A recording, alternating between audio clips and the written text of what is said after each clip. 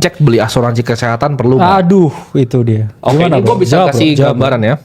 Asuransi kesehatan mungkin kalau gue udah berumur, kalau untuk gue bahkan ini gue jujur ya, gue nggak punya asuransi kesehatan. Alasannya? Ada sih, mungkin nyokap gue yang beli ya. Karena dia kan biasa ditawarin sama agent, dia selalu iyain kan duitnya banyak dia sekarang. Iya. Jadi mungkin gue dibeliin sama nyokap gue. Tapi gue sendiri, dan itu gak bakal gue pakai, itu biarin lah. Dia mungkin temennya agent atau apa, gak beli. Tapi gue gak punya bro. Karena menurut gue gini, lu kan kalau klaim kan lu mesti opnam dan lain-lain. Dan menurut gue selama kalau gue masih muda dan ada penyakit itu kayaknya semuanya bisa gue bayar sekarang. Iya. Ya.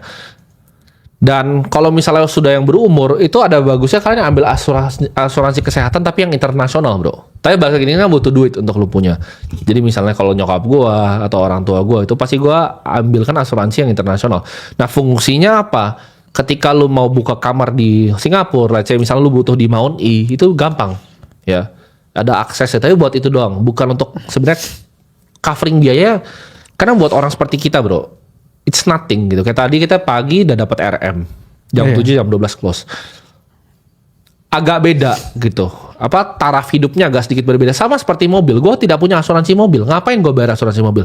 Asuransi mobil ya. Kalau gue bayar asuransi mobil mungkin setahun gue bayar 2 miliar lebih bro. Total semuanya mobil gue. Iya. Saya bisa 2 miliar. Seeman tuh. Dia bisa seeman mobil. Gue mobil mungkin 2 miliar bahkan 2 miliar lebih ya. Ada yang 200 juta, ada yang 150, 200, 150. Ya mahal 150. Lah ya, Sena ya. Iya. Sena mungkin gak tahu, tapi gue cek 220 kali ya, 250 Sena. Jadi kayak financially nggak wise. Dan kalau gini, sorry itu saya, gue kenal banyak bengkel kan. Ya. Maksudnya at least yang bisa benerin mobil itu gue tahu bengkelnya cuma satu. Endingnya ke situ juga. Teman gue ya, itu endingnya ke situ juga. Jadi gue mending bayar kalau kenapa. Jadi gue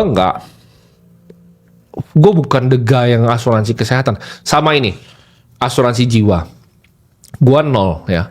Gue bukan tipikal orang yang akan mengasuransikan jiwa gue. Kenapa? Gue tinggal berinvestasi kan sebenarnya. Yes. Gue berinvestasi, nanti gue estate planning. Ketika gue estate planning, gue bikin sebuah trust, dan itu nanti ada beberapa komitenya. Itu yang akan melaksanakan will-nya gue ketika gue meninggal nanti dengan struktur family office gue. Gue nggak akan bikin asuransi jiwa. Itu kan call option kalau yang lu bisa strike price lu mati. Iya. Itu buat orang finance pasti paham tuh. Masa lu mau bet sesuatu yang kayak lu payout-nya lu mati anjing. Nggak ring a bell di gue. Ya. Jadi masa gue bayar sesuatu sampai sekian termin waktu, ketika gue mati itu di payout ke keluarga gue, that's fucking idiot nanti. Itu poor person's product itu namanya. Jadi itu cuma orang miskin menengah. Tapi kalau kalian tanya orang miskin butuh nggak? Mungkin butuh. Menurut gue mungkin butuh. Tapi gue tolol aja, gue nggak pernah pikir dari dulu. Ya. Bila dia bilang awas agen asuransi lagi nonton, bagus kamu bertobat. Ya, bertobatlah kalian. Gimana kalau menurut lo asuransi? Lu punya nggak? Gak ada sih. Gak, justru ya. Kita gue expect dia bahas punya loh. Orang kayak dia. Nol. Gue lumayan kaget. Gue dengan responnya gue lumayan kaget. Nol loh. Nol. Nah, makanya kesehatan? Masih jiwa? Menimbang. Karena kayak saya selalu ditesis ya, kalau ya takdir kita nggak bisa tentuin juga. Jadi ya kita melakukan yang terbaik aja di hidup. Lu mau nggak gue kasih produk finansial yang lu payoutnya pas lu mati? Apa itu?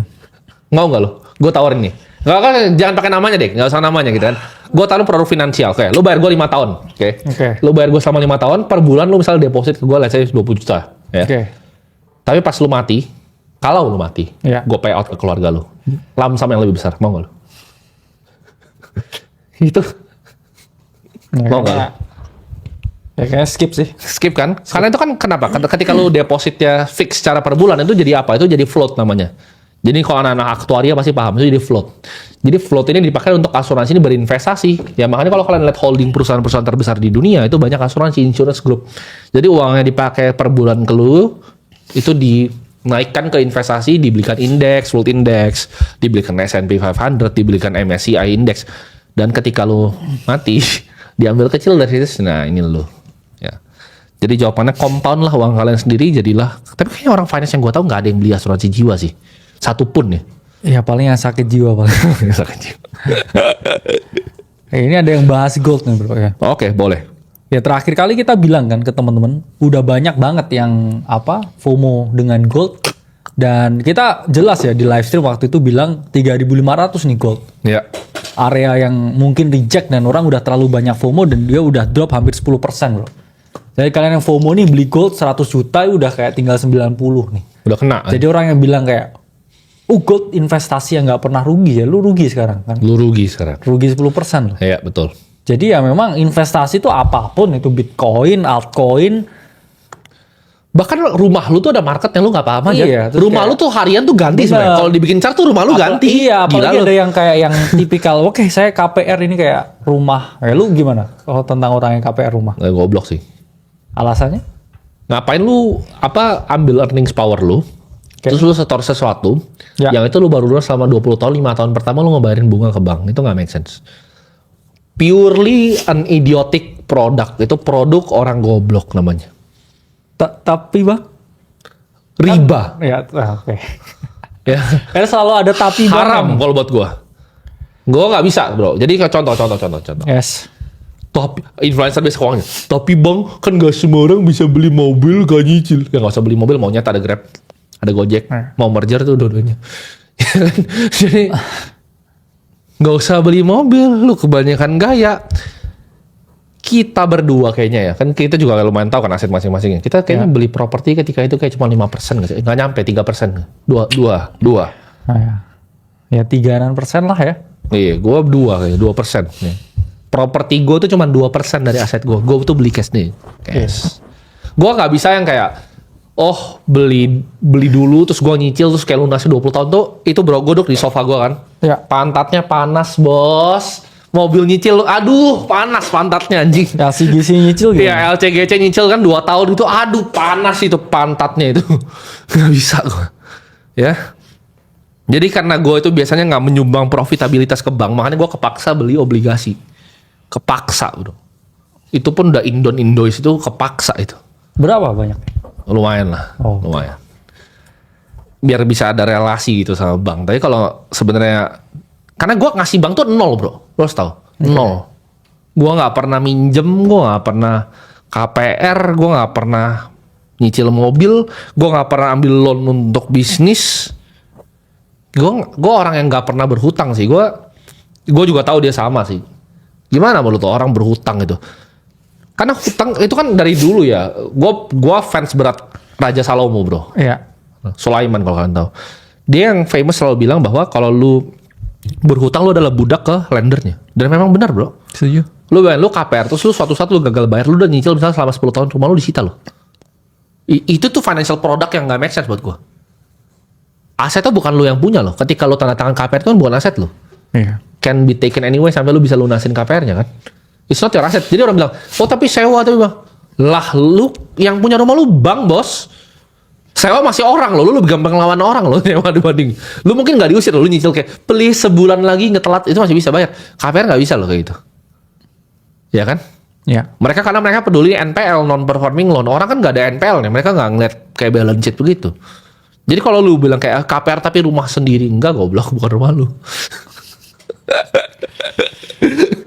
para penggila riba ini kan. Para penggila riba ini. Karena banyak juga kayaknya artis ya atau kayak public figure yang Ngajarin. ngajarin tapi ada yang tobat juga bro. Banyak juga yang kayak udah kayak distance ya setelah kayak usia berapa itu kayak akhirnya udah nggak KPR lagi dan Iya. ya itu memang ya preferensi orang masing-masing karena biasanya orang-orang balik lagi milenial lagi loh yang Betul. kecanduan KPR tuh. Betul. Milenial tuh udah kayak beli saham, Main rugi, KPR, main KPR, pinjol, pinjol terus habis itu apa lagi? peer to peer lending. Peer-to-peer Terus lending. uangnya sekarang hilang ya nggak milenial? Milenial. Iya bener loh. Iya kan? Mereka fix aja 15% fix rate. Terus bisnisnya biasanya Miskin. travel terus kena COVID. Selalu ini Terus bisnisnya restoran kena covid. sama travel biasanya. Bayangin loh milenial. Iya bener loh. Mereka Travel KPR. umroh terus lari gitu Iya. biasanya. Mereka KPR, mereka pinjol. Nih lu denger lu milenial goblok lu.